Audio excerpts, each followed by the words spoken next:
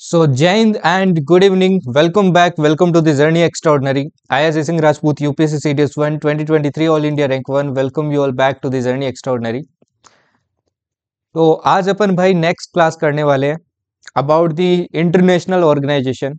देखो international organisation से आपके एग्जाम में क्वेश्चन आ जाता है, चाहे आपका एफकेट हो चाहे आपका सीडीएस हो। देखो सीडीएस एनडी में तो फिक्स है, हर बार आपके सीडीएस में दो क्वेश्चन तो आ ही रहे हैं, है ना। इंटरनेशनल ऑर्गेनाइजेशन पिछली बार भी मैंने करवाया था और क्वेश्चन आए थे आपके एफएटीएफ से आ गया था, है ना, एससीओ से आ गया था आपके। इस बार भी दिख जाएंगे क्योंकि हर बार आता है वही वो ट्रेंड आपका, ठीक है ना। ये मैं ऐसे ही नहीं करवाता हूँ क्लास, ऑब्वियस सी बात है यार, रिसर्च के बाद ही करवाता हूँ कि आपका ट्रेंड कैसा चल रहा है पेपर का और कैसा नहीं चल रहा है, वो ज़्यादा इंपॉर्टेंट होता है। सी स्मार्ट स्टडी इसे ही कहते हैं, है ना। स्मार्ट स्टडी का मतलब ये नहीं होता है भाई कोई शॉर्टकट पढ़ लिया। स्मार्ट स्टडी का मतलब होता है कि पैटर्न के अकॉर्डिंग पढ़ो कि आपके एग्जाम पूछ क्या रहा है। And same applies for the AFCAT. AFCAT के अंदर देखो आपके लाइक सीडीएस और एफकेट में अगर इस पर्टिकुलर टॉपिक की बात करें तो देखो मेजर डिफरेंस क्या है, क्वेश्चन दोनों में आता है। सीडीएस में आपके भाई डिटेल्ड आएगा, है ना, तो मैं डिटेल्ड ही करवाएगा आपको। वहीं आपके एफकेट के अंदर क्या आता है भाई, डायरेक्ट क्वेश्चन आता है, लाइक आपसे पूछ लिया भाई हेडक्वार्टर बताइए कहाँ पे है, ओके, या फिर आपसे डायरेक्ट पूछ लिया भाई इसका मेंबर बताइए, या फिर आपसे डायरेक्ट पूछ लिया कि भाई इसकी अभी सबमिट कहाँ हुई है। अब जितना अभी तक जितनी सबमिट हुई है करंट में वो मैं आपको करवा देगा। अभी नेक्स्ट 3 मंथ्स में जो सबमिट होगी या फिर इन ऑर्गेनाइजेशन में किसी में भी एक मेंबर ऐड होता है, कुछ भी होता है, तो वो मैं आपको अपने टेलीग्राम चैनल पे एज यू ऑल नो मैं अपडेट कर देता हूँ, ठीक है ना। एक और इम्पोर्टेंट चीज जो मैं आप सभी को बोलना चाहता हूँ, सी मैं आपको जो चैनल के ऊपर आर्टिकल्स भेजता हूँ, है ना, डेली मॉर्निंग में एक आर्टिकल कभी भेज देता हूँ या फिर कुछ भी न्यूज़ देता हूँ आपको, डेली न्यूज़ तो मिलती है आपको, एक जो इंपॉर्टेंट लगती है मैं वही शेयर करता है। सी ये सारे के सारे इंपॉर्टेंट है, प्लीज इग्नोर मत करना, आपको एग्जाम में अगेन यहाँ से भी क्वेश्चन दिख जाएंगे। And second thing, please don't ignore current affairs, ठीक है ना। करंट अफेयर्स बहुत इंपॉर्टेंट पार्ट है if you are appearing for the AFCAT examination. देखो करंट अफेयर के बिना आप जीके में अच्छा स्कोर नहीं कर पाओगे, तो प्लीज करंट अफेयर्स अच्छे से कर लेना। 3 मंथ की करवा दिए, अभी जो नेक्स्ट मंथ आपका नवंबर का वो 22 मंडे या ट्यूसडे में करवा देगा, ठीक है ना, ओके। एंड दिसंबर जनवरी का भी आपको करवा देगा। दिसंबर भी आई विल ट्राई कि नेक्स्ट संडे तक आ जाए, और उसके बाद में जनवरी, उसके बाद में आपको नहीं करना है एफकेट वालों के, आगे सीडीएस वाले और एनडीए वालों को करना है भाई, ठीक है ना। तो एनडीए एंड सीडीएस वालों के लिए भी ये क्लास है, ठीक। चलिए स्टार्ट करते हैं बिना कोई टाइम वेस्ट के। तो फोकस करना भाई हर एक चीज पे, okay. And as I told, आपकी हिस्ट्री की वन शॉट आने वाली है, मॉडर्न हिस्ट्री की, बिकॉज मॉडर्न हिस्ट्री आपकी बहुत इंपॉर्टेंट है फॉर द एफकेट एग्जामिनेशन। देखो सीडीएस वाले भी उस क्लास को देखना, बिकॉज डायरेक्ट क्वेश्चन कभी कभी आपके सीडीएस में भी आते हैं, 2-3 क्वेश्चन भी कर लेते हो तो बहुत अच्छी बात है, क्योंकि टफ नहीं है वो, ओके। एंड जो एफकेट और सीडीएस दोनों करें उनकी तो कोई दिक्कत की बात नहीं है, बट एफकेट वाले मिस मत करना भाई। देखो लास्ट टाइम जब मैंने दिया था एग्जाम तो मेरे डायरेक्ट एग्जाम में 5 क्वेश्चन आ गए थे मॉडर्न हिस्ट्री से, 5 क्वेश्चन सिर्फ मॉडर्न से। हालांकि ऐसा भी होता है कि भाई हर शिफ्ट के अंदर आपको 5 क्वेश्चन नहीं रहने वाला है, कुछ कुछ में आपकी मुश्किल से 1-2 क्वेश्चन आता है, बट रिलेटिव नंबर आप मान के चल सकते हो 2 से 3 क्वेश्चन आएंगे, ठीक है ना, ओके। चलिए स्टार्ट करते हैं।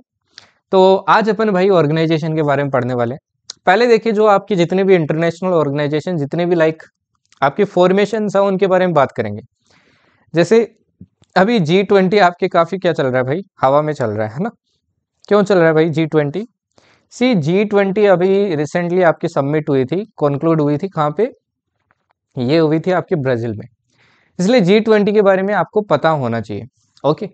पहली बात तो भाई कि G20 है, अब ये ग्रुप ऑफ 21 है, आपके ग्रुप ऑफ 20 नहीं है, इसका नाम अभी तक चेंज नहीं किया है, बाकी इसको G20 बोला जा रहा है, but in future I think हो जाएगा, ठीक है ना। अब इसके मेंबर की बात करें तो इसमें आपको 19 तो कंट्रीज मिलेगी। ध्यान रखना ग्रुप ऑफ 21 डजेंट मीन कि सारी 21 की 21 कंट्रीज है, सिर्फ 19 इसमें कंट्रीज है। बाकी की जो दो चीज है वो यूनियन है भाई, है ना, European union and African union, ठीक है, ये बात आपको ध्यान रखनी है, ओके। अब देखिए जो लास्ट एडेड मेंबर है वो आपके इंडिया के अंदर जब G20 हुई थी 2023 में तब ऐड हुआ था, और वो कौन है भाई, ये है अफ्रीकन यूनियन, ठीक है। अच्छा G20 की आपकी फॉर्मेशन कब हुई, ये 1999 के अंदर हुई, और इसकी सबमिट जो अभी चल रही है, ये सबमिट स्टार्ट होना कब से स्टार्ट हुआ भाई, ये 2008 से हुआ। इसका कोई परमानेंट आपका सेक्रेटेरिएट नहीं है, हेडक्वार्टर नहीं है। Represents 85% of the global GDP, इसलिए बहुत इंपॉर्टेंट ग्रुपिंग है। 75% of the global trade and 2/3 of the population, ठीक। इसके गोल्स की बात करें तो देखो ये इकोनॉमिक ग्रोथ पे, इंटरनेशनल ट्रेड पे, है ना, सेल्फ डेवलपमेंट गोल्स हो गए आपकी, क्लाइमेट, पेरिस एग्रीमेंट याद है ना भाई, 2015 में वो था, डिसाइड किया था कि टेम्परेचर अपन 2 डिग्री सेल्सियस से नीचे रखेंगे, है ना। 2 डिग्री मतलब जो प्री आपके इंडस्ट्रियल एरिया है उसके कंपेरिजन में। माइग्रेशन हो गया, डिजिटाइजेशन हो गया, एम्प्लॉयमेंट हो गया, हेल्थ केयर, वुमेन एम्पावरमेंट, ये सारे के सारे आपके इसके गोल्स हैं। ओके, अभी देखिए आपकी 18 सबमिट 2023, है ना। 18 सबमिट तो देखो आपको याद रहनी चाहिए, ये तो इंडिया के अंदर हो गई इसलिए इंपॉर्टेंट हो जाती है, वापस क्वेश्चन आ सकता है। अब स्टेटमेंट पे देखो ये आएगा तो सीडीएस में आएगा, इसीलिए मैं 2023 इसमें ऐड किया है। देखिए ये आपकी इंडिया के अंदर हुई थी, भारत मंडपम जो आपको न्यू दिल्ली में मिलेगा वहां पे हुई थी। थीम क्या थी इंडिया, इंडिया की जो थीम थी भाई ये थी वसुदेव कुटुंबकम, one earth one family one future. अब एक क्वेश्चन आपसे ये बताना ये लिया कहाँ से, टेकन फ्रॉम, ये भी एक बार एग्जाम में क्वेश्चन आ चुका है, टेकन फ्रॉम कहाँ से लिया इसको, ठीक है ना। अब ये जो G20 होता है ना भाई, इसमें एक टर्म यूज होती है ट्रोइका।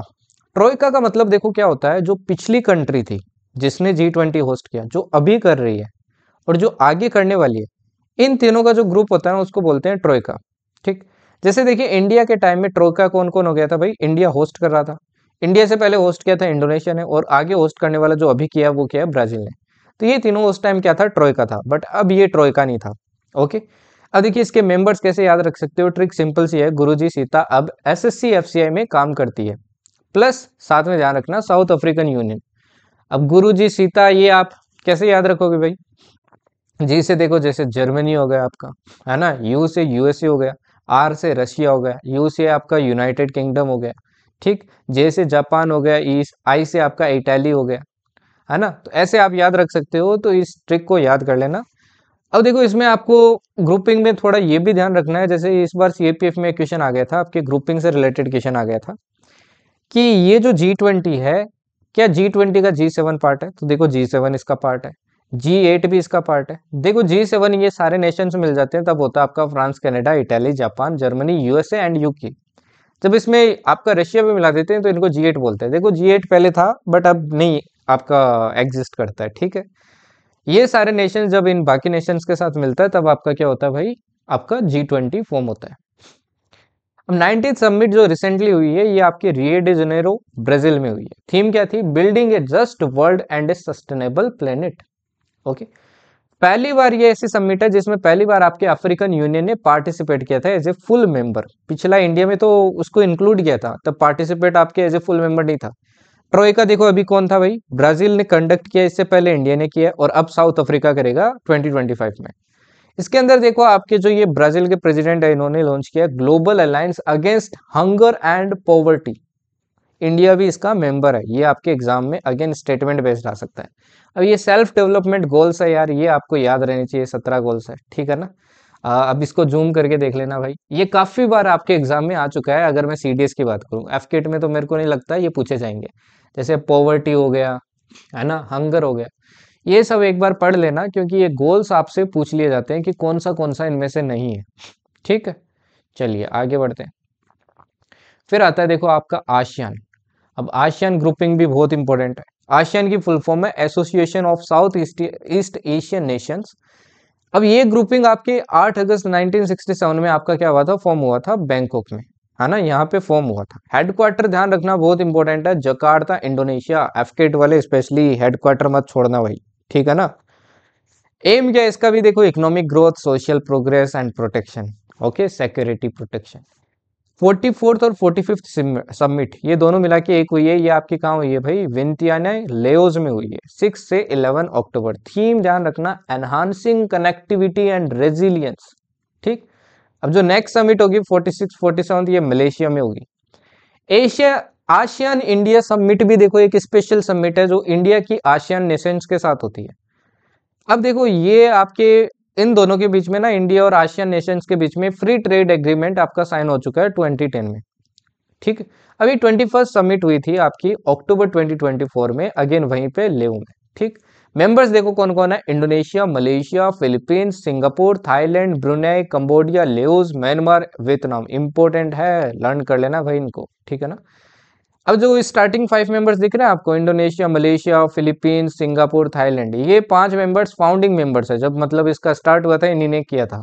बाकी जाके ये टोटल 10 मेंबर्स हो जाते हैं। ओके, यहाँ पे आप देख भी सकते हैं कौन से नेशन है। तो मैप के थ्रू भी आप लर्न कर सकते हो अगर आप करना चाहो तो। फाइन, चलिए आगे बढ़ते हैं। और आपको फिलीपींस है तो ये भी याद आना चाहिए, है ना, ब्रह्मोस दिया था। अभी बात किसके साथ चल रही है आपके, इंडोनेशिया के साथ चल रही है, ब्रह्मोस की। और वही अपने क्या है, चीफ गेस्ट है रिपब्लिक डे के। नेक्स्ट आता है देखो एपेक। एपेक इतना इंपॉर्टेंट ग्रुपिंग नहीं है, बट आइडिया, रफ आइडिया होना चाहिए आपको। Asia Pacific economic cooperation, headquarter आपको सिंगापुर में मिलेगा इसका। ये 21 पैसिफिक रिम कंट्रीज का क्या है भाई, आपका एक ग्रुपिंग है।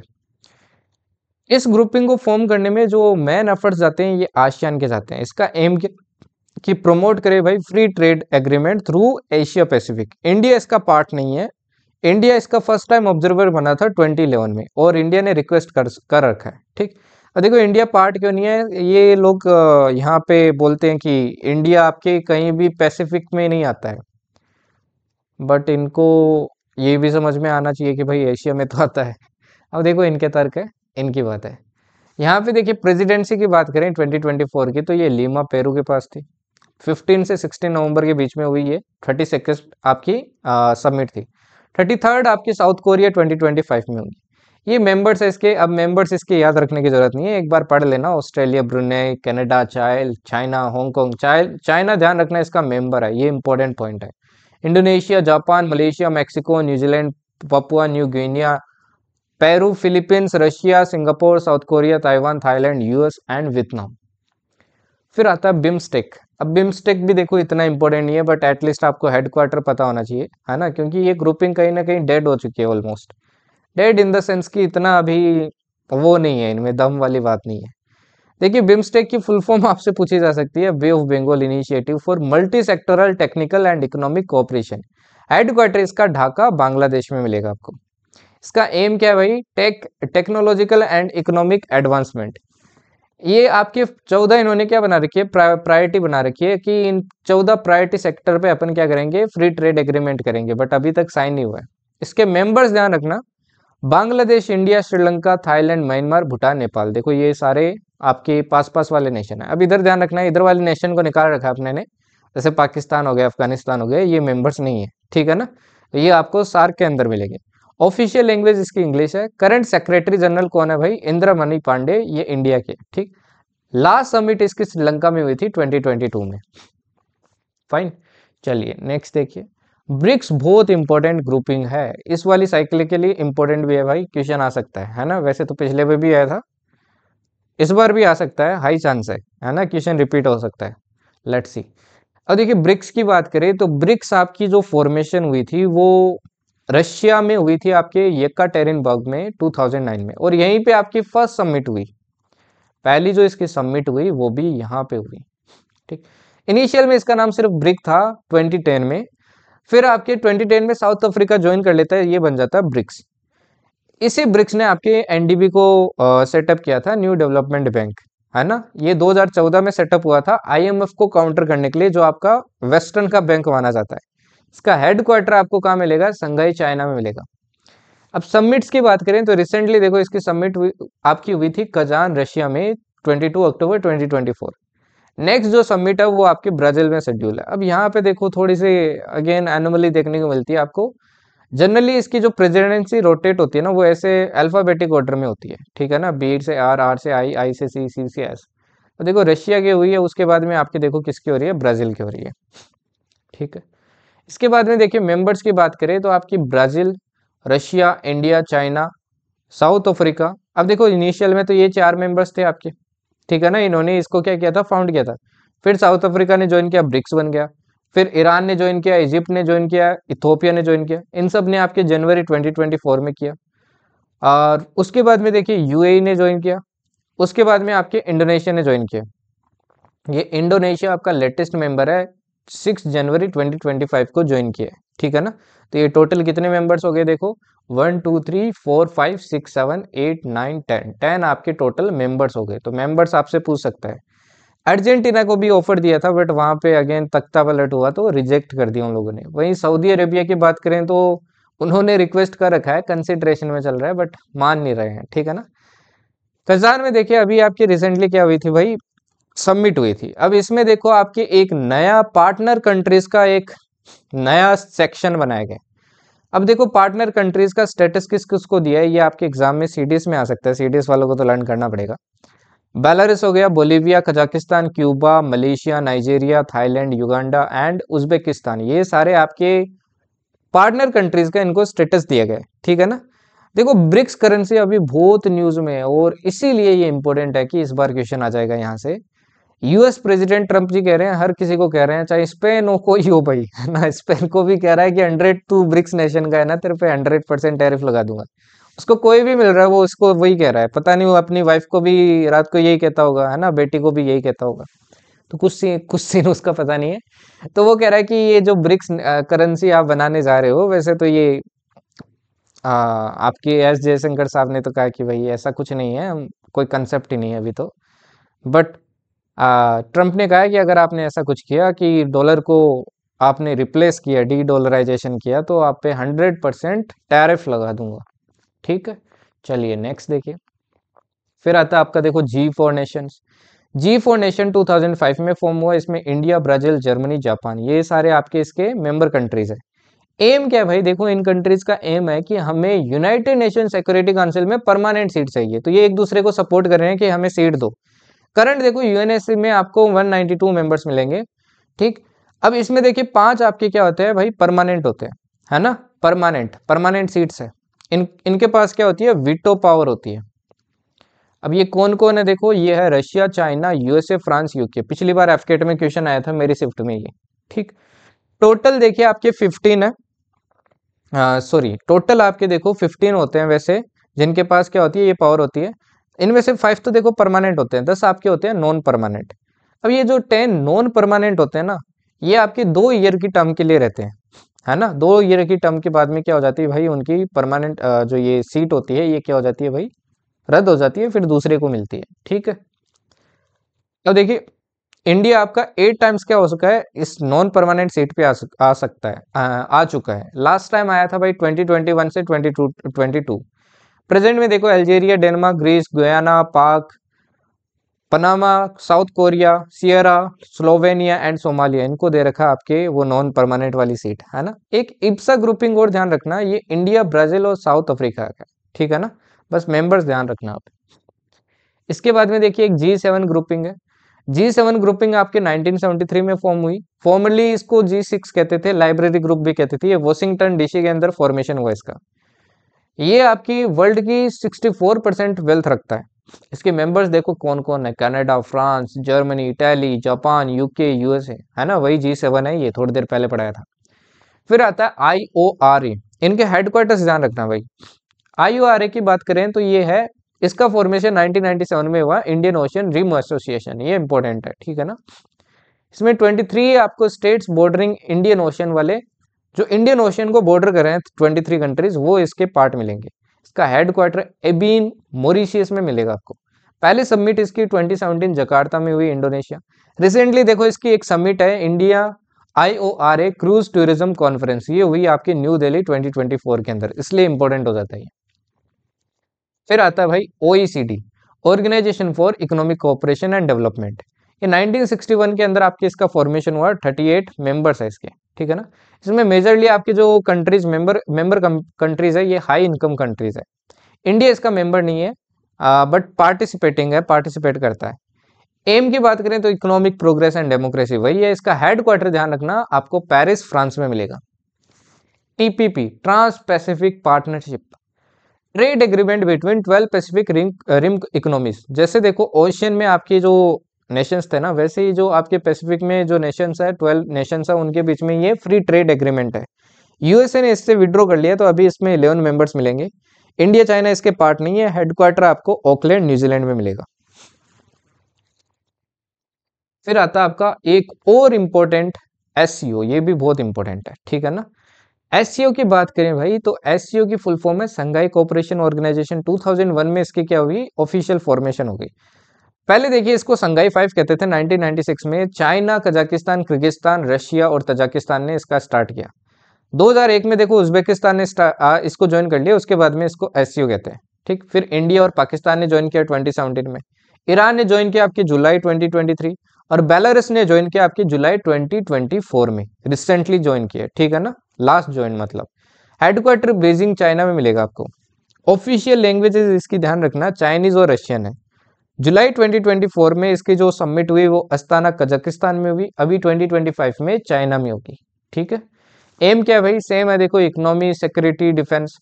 World's largest regional organisation in terms of geography and population, geography population के मामले में ये लार्जेस्ट रीजनल ऑर्गेनाइजेशन आपकी। इसका देखो एक और पर्टिकुलर आपका सेक्रेटेरिएट है रेड्स, इसका फुल फॉर्म है रीजनल एंटी टेररिस्ट स्ट्रक्चर। इसका हेडक्वार्टर आपको तशकेंत उज्बेकिस्तान में मिलेगा, ठीक है। नेक्स्ट देखिए, नेक्स्ट आता है भाई आपका ओपेक। ओपेक की बात करें तो Organisation of the Petroleum Exporting Countries, जो आपकी कंट्रीज ऑयल प्रोड्यूस करती है ना, उनका क्या है, ये ऑर्गेनाइजेशन है ना, उनका एक संगठन है। 1960 में इसका फॉर्मेशन हुआ बगदाद ईरान में, इराक में। इसका हेडक्वार्टर ध्यान रखना वियना ऑस्ट्रेलिया में, ऑस्ट्रिया में मिलेगा। इसमें ऑयल प्रोड्यूसिंग कंट्रीज मिलेंगे, 30 to 38% of global oil production इन्हीं नेशन से आता है, ठीक। और 79.5% ऑयल रिजर्व्स इस इन्हीं कंट्रीज में आपको मिलेगा, जिसमें से 67.2% तो आपके मिडिल ईस्ट में ही मिल जाएंगे सिर्फ। अब एक यूनिट ध्यान रखना, एक बैरल आपके 42 यूएस गैलन्स होता है, मतलब 159 लीटर्स होता है, क्या पता पूछ ले। मेंबर्स इसके देखो कौन है, ईरान हो गया, Iraq, Kuwait, Saudi Arabia, Venezuela, है ना, Algeria, Republic of Congo, equatorial Guinea, Gabon, Libya, Nigeria, UAE, ये सारे 12 के 12 आपके इसके मेंबर्स है। एक और आपकी ग्रुपिंग है ओपेक प्लस। ओपेक प्लस में आपके देखो इनके अलावा और कौन से नेशन आ जाते हैं, Azerbaijan, Bahrain, Brunei, Brazil, Kazakhstan, Malaysia, Mexico, Oman, Russia, south Sudan and Sudan, ये 12 नेशंस और आ जाते हैं, तो इसको बोलते हैं ओपेक प्लस। फिर देखिए RCEP, Regional Comprehensive Economic Partnership, ये आपका एफटीए है among ASEAN, East Asian nations and oceanic members. India took part in initial negotiation but opt out in 2012, ये भी आपके एग्जाम में आ चुका है सीटीएस में। 2012 में इंडिया ने क्या कर लिया, इसे ऑप्ट आउट कर लिया। इनिशियल में तो पार्ट था इंडिया, ठीक है ना, बट वापस कभी ज्वाइन कर सकता है। ये आपकी जो अभी थोड़ी देर पहले टीपीपी ग्रुप पढ़ा ना, उसको काउंटर करने के लिए बनाया गया था, ओके। इसमें आपका ये साइनिंग कब हुआ था, नवंबर 2020 में हनोई वियतनाम में इसका एक एग्रीमेंट साइन हुआ था। मेंबर्स देखो इसके आसियान हो गए, चाइना हो गया, Japan, south Korea, Australia, New Zealand, ये इसके सारे के सारे क्या है भाई, मेंबर्स हैं, ठीक है ना। फिर आता है सार्क। सार्क भी देखो ठीक है, मतलब ठीक ठाक ने आपका ग्रुपिंग है। बाकी इतना, ये भी आपका ऐसे मानो डेड ग्रुप है, ठीक है ना। देखिए सार्क का आपका क्या है, देखो ये जनरली ग्रुप्स आपके डेड क्यों हैं जो इंडिया के पास में, बिकॉज ऑफ पाकिस्तान, है ना। अब देखो पाकिस्तान भी हो गया आपका, बांग्लादेश भी हो गया, अलग अलग नमूने उठ के आ जाते हैं, इसलिए डेड हो जाता है। कभी मालदीव्स उछल जाता है, कभी अफगानिस्तान में तख्ता पलट हो जाता है, तो इस कारण ये डेड ग्रुप हो जाते हैं। अब नेपाल का भी क्या बोले, वो वहाँ का वो भाग के चला जाता है चाइना में, तो इसलिए ये सारे ग्रुपिंग आपके डेड डेड ही मानो, ठीक है ना। South Asian association for regional cooperation, ये 1985 के अंदर फॉर्मेशन हुआ इसका। हेडक्वार्टर देखिए इसका काठमांडू, नेपाल में मिलेगा आपको, ठीक। Launched South Asian free trade area in 2006, inactive due to Afghanistan Pakistan, इन दो के कारण ये इनएक्टिव है ग्रुपिंग। इसमें मेंबर्स देखिए आपके अफगानिस्तान, बांग्लादेश आ जाते हैं, भूटान, इंडिया, मालदीव, नेपाल, पाकिस्तान, श्रीलंका। इंडिया में, इंडिया के जो न्यू दिल्ली है वहां पे आपको इसकी साउथ एशियन यूनिवर्सिटी भी मिलेगी। लास्ट समिट इसके काठमांडू में हुई थी 2014 में। अब नेक्स्ट पता है कहाँ शेड्यूल थी, पाकिस्तान में इसीलिए नहीं हो रही है। नेक्स्ट आता है वही आपका एनएसजी। एनएसजी की फुल फॉर्म है न्यूक्लियर सप्लायर ग्रुप, ये 1974 के अंदर फॉर्मेशन हुआ। इसमें 48 मेंबर्स हैं, इंडिया इसका पार्ट नहीं है, ठीक। Formed in response to Indian 1974 nuclear test, ठीक है ना। इसको क्यों बनाया गया आपके, इंडिया ने देखो आपके 1974 में क्या किए थे, न्यूक्लियर टेस्ट किए थे, उसी के रेस्पॉन्स में इसका फॉर्मेशन किया गया आपके, ठीक है ना, ताकि ये न्यूक्लियर टेस्ट वगैरह रोक सके। तो इसका काम है to prevent nuclear proliferation, controlling transfer of nuclear weapons, any material that can help in nuclear weapons manufacturing, इन सब के ट्रांसफर को रोकना है एक नेशन से दूसरे नेशन में। अभी तक जो आपकी न्यूक्लियर प्रोलिफरेशन ट्रीटी है ना, इसको ध्यान रखना, 5 कंट्रीज ने साइन नहीं किया है। India, Pakistan, Israel, north Korea and south Sudan, in 5 Nations ने साइन नहीं किया है। ठीक है ना, ये भी आपको ध्यान रखना है। अच्छा, एक और ध्यान रखना भाई, स्विफ्ट। स्विफ्ट क्या होता है भाई? ये जो स्विफ्ट है ना, ये अपन ये अगेन एक ऑर्गेनाइजेशन मानो आप, है ना। ऑर्गेनाइजेशन तो वैसे कंप्लीटली नहीं है, बट ठीक है, ये आपके बैंकिंग सिस्टम से रिलेटेड है। ठीक है ना, बैंकिंग सिस्टम से। ओके, ये बैंकिंग सिस्टम को क्या करता है, पूरे जो इंटरनेशनल इंटरनेशनल लेवल पे, ग्लोबल लेवल पे आपके बैंकिंग सिस्टम को संभालता है। लाइक एक कंट्री से दूसरे कंट्री के बीच में जो एक कनेक्ट रखता है ना, एक लाइक लिंक बना के रखता है, वो स्विफ्ट रखता है। इससे देखो, आपके जो रशिया है उसको किक आउट कर दिया था, आपको याद होना चाहिए, किक आउट कर दिया था। तो स्विफ्ट सिस्टम के बारे में भी आपको पता होना चाहिए। ठीक है ना भाई? ओके, साथ में इसकी फुल फॉर्म भी ध्यान रख लेना, क्या बता, कभी आपसे फुल फॉर्म पूछ ले तो ये है आपकी society for world wide inter bank financial telecommunication, telecommunication. ठीक है ना, तो ये फाइनेंशियल इंस्टीट्यूशंस होते हैं, उनके बीच में लिंक बना के रखता है। ओके, ओके, तो ये जो आपकी जितनी भी फाइनेंशियल इंस्टीट्यूशन है,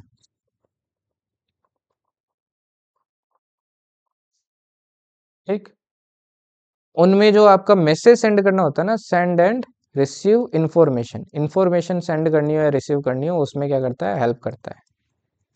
ठीक है ना, ओके। इलेक्ट्रॉनिक फंड्स ट्रांसफर हो गए आपके, इन सब में क्या करता है, हेल्प करता है। तो इसके बारे में थोड़ा ध्यान रखना, आपके एग्जाम में वापस रिपीट हो सकता है। ऑलरेडी आपके सीडीएस में पूछा जा चुका है, आई थिंक 1-2 बार आ चुका है, और वापस आने के भी चांस है, इसलिए आपको पता होना चाहिए। ठीक है ना, और ये स्टेब्लिश कहाँ हुआ था, ये भी ध्यान रखना, बेल्जियम में हुआ था। कब? 1973। ठीक है जी, चलिए नेक्स्ट देखिए। नेक्स्ट आता है भाई आपका MTCR, missile technology control design. इसमें 35 मेंबर्स मिलेंगे, 1987 में फॉर्मेशन हुआ, चाइना इसका पार्ट नहीं है। To stop proliferation of weapons of mass destruction, mass destruction के जो वेपन है उनका प्रोलिफरेशन रोकने के लिए। अब इसमें इंडिया ध्यान रखना पार्ट है इसका।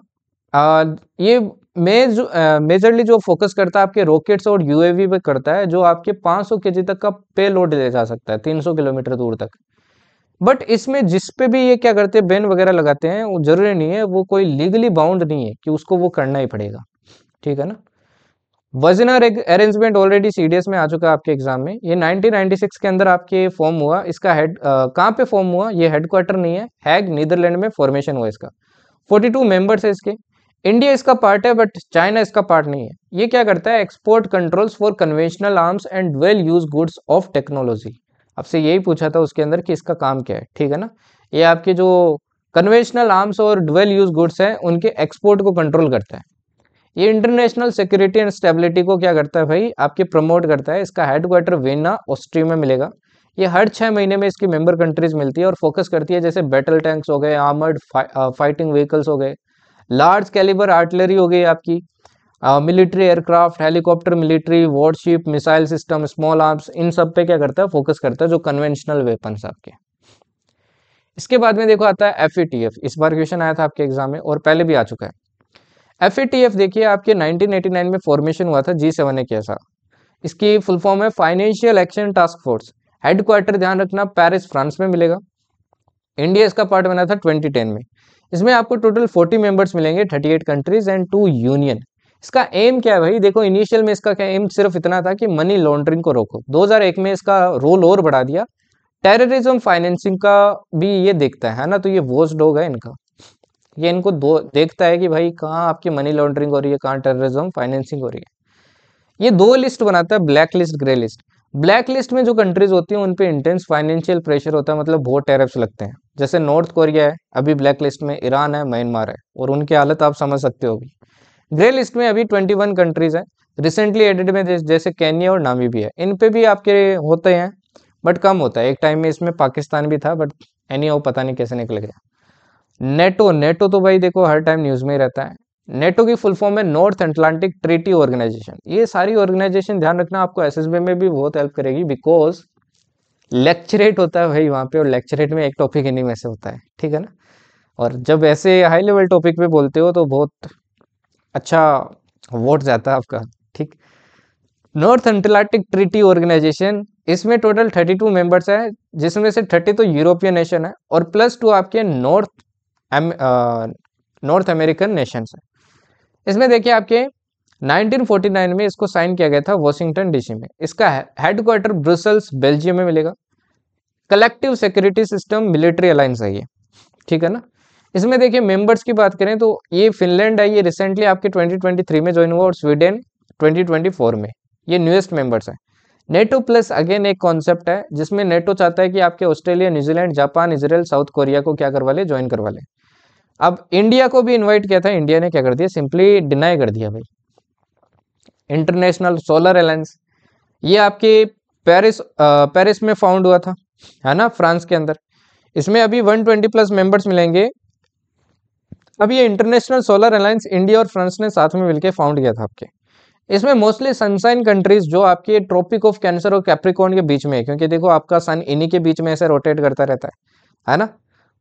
इन कंट्रीज को कहा गया है सूर्यपुत्र, इन्हीं को क्या किया जा रहा है, ज्यादा ऐड किया जा रहा है। हेडक्वार्टर आपको गुरुग्राम हरियाणा में मिलेगा इसका। फिर फाइनली आती है भाई आपकी फाइव आइज। फाइव आइज देखो, ये आपके 5 नेशंस का ग्रुपिंग है, Australia, Canada, New Zealand, UK, USA. ये डेटा शेयरिंग का आपके इंटेलिजेंस शेयर करते हैं। ग्लोबल बायोफ्यूल अलायंस, ये आपके इंडिया, यूएसए, ब्राजील ने स्टार्ट किया था G20 में 9 सितंबर 2023 में। मेंबर्स अभी इसके अंदर देखो Argentina, Brazil, Canada, India, Italy, Japan, south Africa और यूएसए। चिप 4 अलायंस ध्यान रखना, ये मार्च 2022 में स्टार्ट हुआ था, फेब 4 अलायंस भी बोलते हैं इसको। USA, south Korea, Japan, Taiwan का ये ग्रुपिंग है। इन लोगों ने ये ग्रुपिंग इसलिए बनाई है ताकि आपके सेमीकंडक्टर की जो चिप्स होती हैं उनका क्या कर सकें और अच्छे से सप्लाई चेन मेंटेन कर सकें। अब इसके बाद में देखिए एक क्वाड। क्वाड देखो ये 2007 के अंदर फॉर्म हुआ था, क्वाड्रिलेटरल सिक्योरिटी डायलॉग। अगेन डेट सा ग्रुप है, ये पता नहीं क्यों बना रखा है। ऑस्ट्रेलिया, इंडिया, जापान, यूएसए, इनके इसके अंदर ये मेंबर्स है। इनकी एक जॉइंट एक्सरसाइज भी होती है, मालाबार एक्सरसाइज। ये इंडो पैसिफिक में आपके चाइना को काउंटर करने के लिए बनाया गया। अब देखो ये नहीं चल रहा है, इसीलिए एक नया ग्रुपिंग उठ के आ रहा है धीरे धीरे, स्क्वाड। स्क्वाड आपका नया ग्रुपिंग है, ये 2024 के अंदर आपका फॉर्म हुआ। इस ग्रुपिंग में आपके यूएसए, जापान, ऑस्ट्रेलिया और फिलीपीन है, मतलब इंडिया की जगह सिर्फ फिलीपीन आ गया, ठीक है ना। तो ये सारे ग्रुपिंग्स आपको ध्यान रखने हैं। अब इसके अलावा देखिए आपको यूनाइटेड नेशन के बारे में भी थोड़ा आइडिया होना चाहिए, इससे भी आपके एग्जाम में बहुत क्वेश्चंस आते हैं। ओके, देखिए यूनाइटेड नेशन की बात करें तो ये इंटरनेशनल ऑर्गेनाइजेशन है। इसका एम क्या है, facilitating cooperation in international law and security. United Nation day अपन 24 अक्टूबर को मनाते हैं, क्योंकि 24 अक्टूबर 1945 के अंदर ये जो चार्टर साइन हुआ था ये आपके फोर्स में आ गया था। इसके मेंबर कंट्रीज अभी 193 है, ठीक। मैंने पीछे शायद 192 लिखा, वहां पे 193 कर लेना। 6 प्रिंसिपल ऑर्गन्स है इसके, United nation general assembly, United nation security council, economic and social council, the trusteeship council, ICJ international court of justice and the secretariat. अब ये जो ट्रस्टीशिप काउंसिल है ना, ये कहीं ना कहीं अब आपका उतना काम का नहीं रहा है। ये कुछ फैक्ट्स ध्यान रखना। ऑफिशियल लैंग्वेजेस की बात करूं यूनाइटेड नेशन की तो ये है Arabic, Chinese, English, French, Russian and Spanish. अब देखो बहुत ये यूनाइटेड नेशन है, इसकी काफी सारी आपकी ब्रांचेस हैं, अलग अलग ऑर्गेनाइजेशन है, मतलब सबऑर्डिनेट। इनको काफी को आपके नोबेल प्राइज मिल चुका है, जैसे यूएनएचसीआर को आपके 2 बार मिल चुका है, 1954 एंड 1981 में। यूनिसेफ को आपके 1965 में मिल चुका है। United nation peace keeping force को 1988 में मिल चुका है। पीस कीपिंग फोर्स को अपन ब्लू हेलमेट्स भी बोलते हैं, ब्लू हेलमेट्स भी बोलते हैं, ठीक है ना। आईएलओ आपके 1969 के अंदर मिला इसको। आपके आईएईए को 2005 में मिला, है ना। ये इंटरनेशनल एटॉमिक एनर्जी आपकी एसोसिएशन है। आईपीसीसी को 2007 में, ओपीसीडब्ल्यू को आपके 2013 में, डब्ल्यूएफपी को आपके 2020 में। तो टोटल ऑलमोस्ट आपके, अगर ओवरऑल की बात करें ना, ऑर्गेनाइजेशन प्लस इसके जो मेंबर्स है कुछ स्पेशल, तो 12 बार मिल चुका है ना। सिर्फ ऑर्गेनाइजेशन की बात करें तो इतने को मिल चुका है। ओके, इसके अलावा देखिए आपके इसके जो ऑर्गन्स है उनकी बात करें, यूनाइटेड नेशन जनरल असेंबली, इसको town meeting of the world भी कहा जाता है। ठीक है, town meeting of the world, ये आपके साल में कम से कम एक बार मिलती है। यही आपके जो secretary general of United nation secretariat और यूएनएससी है, उसको यही रिकमेंड करता है ना। जो आपके सेक्रेटेरिएट है उसका जो सेक्रेटरी जनरल है उसको अपॉइंट यही करेगा। किसके रिकमेंडेशन पे करेगा ये ध्यान रखना, यूनाइटेड नेशन सिक्योरिटी काउंसिल के। ठीक है ना। Presidency rotates each year among 5 geographical groups of countries. इसकी जो प्रेसिडेंसी है ये आपकी क्या होती रहती है भाई, रोटेट होती रहती है। ठीक है ना। इसका हेडक्वार्टर आपका न्यूयॉर्क यूएसए में मिलेगा। ओके, वहीं देखिए यूएनएससी की बात करें तो ये यूनाइटेड नेशन सिक्योरिटी काउंसिल आपके पीस को मेंटेन करती है। पता नहीं कौन से पीस को करती है। इसमें इनिशियली आपके 11 मेंबर्स थे, ठीक, और आगे जाके 15 मेंबर से में आपके इंक्रीज हो गए 1965 में। इसमें 5 तो देखो परमानेंट है और 10 नॉन परमानेंट है, ऑलरेडी आपको पढ़ा चुका हूँ। अब ये जो नॉन परमानेंट है ये आपके सारे 2/3 मेजोरिटी से यूनाइटेड नेशन, ये जो जनरल असेंबली थे ना, इसमें वोटिंग करवा के 2/3 मेजोरिटी जिसको मिलती है उसको क्या किया जाता है, इलेक्ट किया जाता है। इसका हेडक्वार्टर अगेन ध्यान रखना न्यूयॉर्क में मिलेगा। अच्छा, एक चीज ध्यान रखना, मैक्सिमम डिसीजन है ना वो 2/3 मेजोरिटी से लिए जाते हैं, ऑलमोस्ट सारे डिसीजन। ठीक है ना। आईसीजे ध्यान रखना, इंटरनेशनल कोर्ट ऑफ जस्टिस, काफी इंपॉर्टेंट है, 2 बार सीडीएस में क्वेश्चन आ चुका है। ये प्राइमरी जुडिशियल ऑर्गन आपके यूनाइटेड नेशन का, ये लीगल डिस्प्यूट्स को आपके सेटल करता है जो इंटरनेशनल लेवल पे होती है। जैसे इसराइल के बेंजामिन नेतन्याहू को गिरफ्तार कर लो, आपके पुतिन जी को गिरफ्तार कर लो, वैसे डिसीजन लेता है ये टू सेटल लीगल डिस्प्यूट्स। इसका हेडक्वार्टर है नीदरलैंड में मिलेगा आपको। स्टेब्लिशमेंट इसका 1945 में हुआ। इसका जो जजमेंट लेते हैं ना ये जजेस, ये रिलेटिव मेजोरिटी से लेते हैं। इसमें टोटल 15 जजेस आपको देखने को मिलेंगे। ये जो जजेस है इनको इलेक्ट कौन करता है, वही जनरल असेंबली करती है, अगेन वही 2/3 मेजोरिटी से। ठीक है ना, 2/3 से, विद दी सिक्योरिटी काउंसिल के साथ में मिलके। और इनकी जो टर्म होती है ये 9 साल की होती है। इसी तरीके से आपके ये इकोनॉमिक वाला हो गया, ये आपके सोशल प्रोग्रेस को क्या करता है, प्रमोट करता है। 54 मेंबर्स है और हेडक्वार्टर न्यूयॉर्क। ट्रस्टीशिप ये आपके 1945 में फॉर्म हुआ, न्यूयॉर्क में मिलेगा, और सस्पेंड हो चुका है 1994 से। ठीक है ना। इसके बाद में देखिए ये कुछ आपकी और ऑर्गेनाइजेशन है, इनके मैं हेडक्वार्टर आपको लिखवा रहा हूँ। इनके हेडक्वार्टर आपको ध्यान रखने हैं, स्पेशली एफकेट के लिए ये इंपॉर्टेंट है। ठीक है ना। तो हेडक्वार्टर जल्दी जल्दी देख लो भाई, है ना, ज्यादा टाइम नहीं लूंगा आपका। 1 मिनट। ठीक है, देखिए पहला है इंटरनेशनल पोस्टल यूनियन, है ना। इसका फॉर्मेशन की अगर मैं बात करूं तो 1874 में इसका फॉर्मेशन हुआ था। इसके हेडक्वार्टर की बात करें तो आपको बर्न स्विट्जरलैंड में मिलेगा। ठीक है ना, बर्न स्विट्जरलैंड। दूसरा देखिए इंटरनेशनल लेबर ऑर्गेनाइजेशन है, ये 1919 के अंदर फॉर्मेशन हुआ इसका, और इसका हेडक्वार्टर आपको जिनेवा में मिलेगा। ठीक। आईएमएफ की बात करें तो इसका फॉर्मेशन आपके 1945 में हुआ। इसका हेडक्वार्टर आपको वॉशिंगटन डीसी में मिलेगा, इंटरनेशनल मॉनेटरी फंड। ठीक है ना। फूड एंड एग्रीकल्चरल ऑर्गेनाइजेशन 1945 में फॉर्मेशन हुआ, हेडक्वार्टर आपको रोम में मिलेगा। यूनिसेफ की बात करें तो इसका फॉर्मेशन 1946 में हुआ, न्यूयॉर्क में मिलेगा। देखो यूनाइटेड नेशन वाले ना मोस्टली न्यूयॉर्क ही मिलेंगे आपको।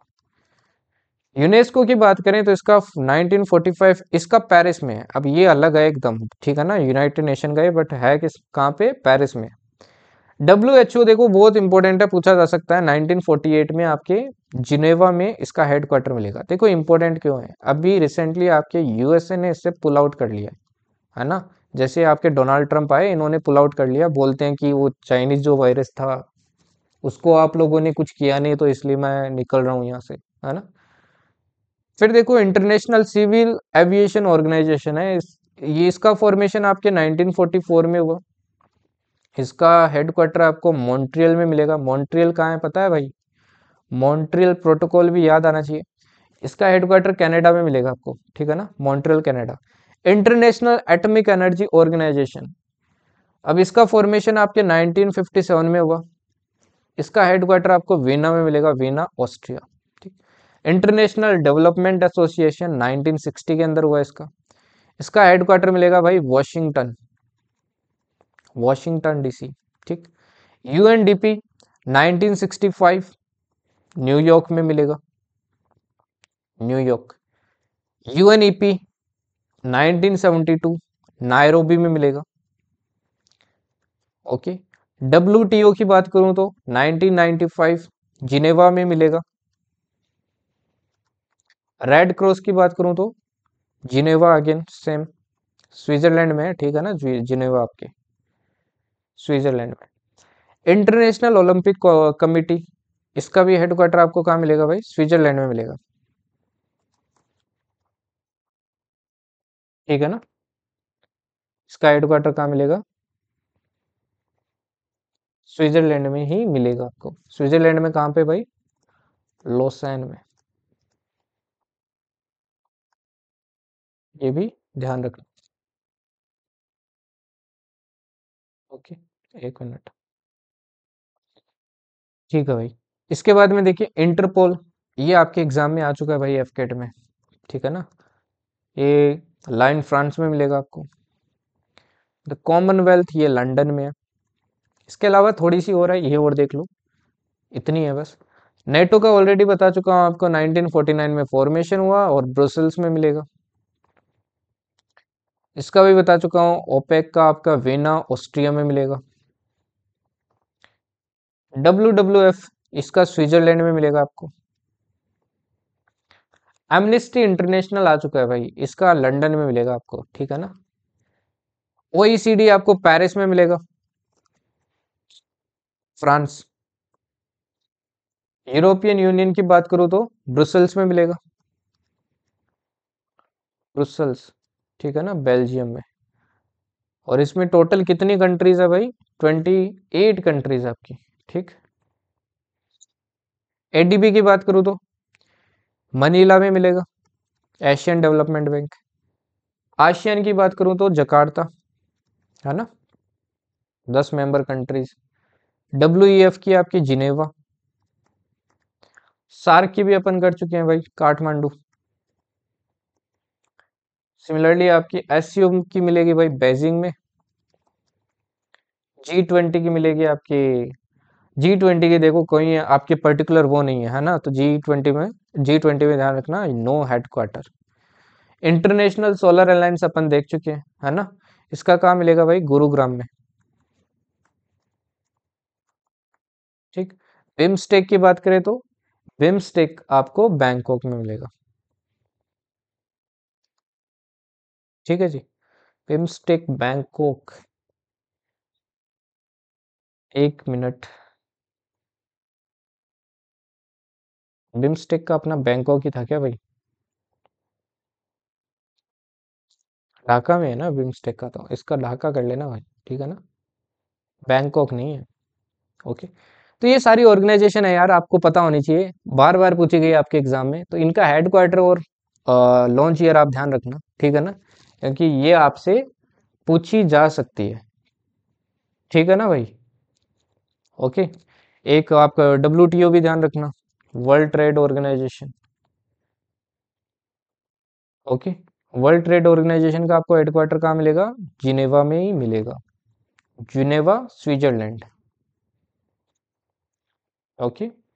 अब ये जो WTO है, इसका काम क्या होता है भाई, अब इसके अंदर टोटल ध्यान रखना 166 मेंबर्स आपके। इसका काम होता है जो आपके इंटरनेशनल ट्रेड वगैरह है ना, उस पर कंट्रोल रखता है ये, ताकि आपकी फ्री ट्रेड हो सके, ज़्यादा लोगों को दिक्कत ना हो। ओके, ठीक है जी।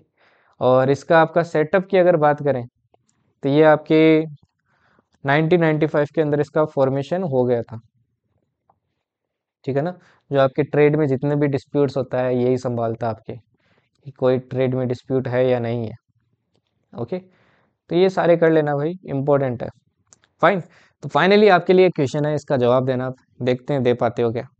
क्वेश्चन है which of the following organisation of United Nation has been awarded Nobel Prize twice, इनमें से कौन सी यूनाइटेड नेशन ऑर्गेनाइजेशन की आपके यूनाइटेड नेशन ऑर्गेनाइजेशन है जिसको 2 बार आपके नोबेल प्राइज मिल चुका है?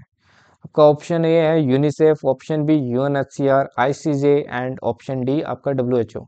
जो भी सही आंसर हो कमेंट में बताना, जिसका सही होगा उसको मैं हार्ट दे देगा, ठीक है ना भाई? ओके, तो आंसर बताना इसका। बाकी पीडीएफ आपको द जर्नी एक्स्ट्राऑर्डिनरी चैनल पे मिल जाएगी। मोस्ट प्रोबेबली 1-2 दिन में आपकी हिस्ट्री की क्लास आएगी, बड़ी मजा आ जाएगा, ठीक है ना? ऐसे पढ़ाएगा कि क्लास में ही आपको हिस्ट्री लर्न हो जाएगा, बाकी स्लाइड्स देखना आपको मजा आ जाएगा। रेस्ट यहाँ पे आप मेरे को कांटेक्ट कर सकते हो कोई भी इश्यू होता है, ठीक है ना? तो you can join on the journey extraordinary channel. And finally एक और चीज़ यार, फाइनली अपने 10K सब्सक्राइबर हो चुके हैं, I think so. So congratulation to you, me and everyone. तो अपनी फैमिली फाइनली यार 10K की हो गई है। As you all know I never ask for subscribe to my channel because what I think यार, ऑब्वियस सी बात है यार, आपको जेन्युइन कंटेंट लगेगा, आपको कंटेंट पसंद आएगा तभी आप सब्सक्राइब करोगे, मेरे कहने पे थोड़ी करोगे यार।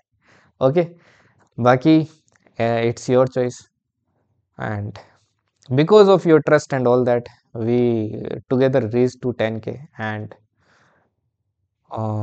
भगवान की कृपा से, बालाजी की कृपा से एक दिन 100K भी होंगे और आगे भी बढ़ेंगे, ठीक है? रेस्ट अपने को आगे बढ़ते जाना है भाई, है ना? इस बार भी एफकेट के अंदर अपने को मैक्सिमम क्वेश्चंस दिखाने हैं, ठीक है? एंड रिजल्ट भी दिखाना है कि अपन एफकेट में कितना कर सकते हैं, कितना नहीं कर सकते हैं। Rest you can join me on the Instagram and you can also join our application. देखो एप्लीकेशन तो जो आपको करनी है डाउनलोड, क्योंकि यहाँ पे देखो ये फ्री कोर्स है, इसके अंदर मैंने 4 मॉक अवेलेबल करवा दिए एफकेट के, और भी आएंगे आपके, टोटल 10 आएंगे। वो मॉक अटेम्प्ट करना, क्योंकि एग्जैक्ट पैटर्न पे मैंने प्रोवाइड किए हैं। आपका जो स्कोर आपके उन मॉक में आता है वही सोच लेना, वही स्कोर आपके वहाँ पे आएगा रियल एग्जाम में, ठीक है ना? चलिए फिर नेक्स्ट क्लास में मिलते हैं। Rest you can contact me here. Next class होगी भाई हिस्ट्री के ऊपर। Okay then, thank you and जय हिंद।